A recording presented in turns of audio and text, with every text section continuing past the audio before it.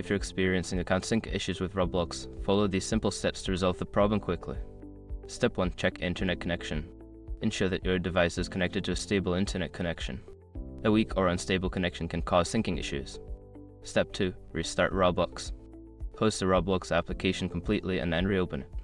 This can refresh the connection and resolve minor glitches. Step 3. Clear cache. If you're using a browser, clear the caching cookies. For the Roblox app, you may need to clear the app data through your device settings to remove any corrupted files. Step 4. Update Roblox. Make sure you have the latest version of Roblox installed.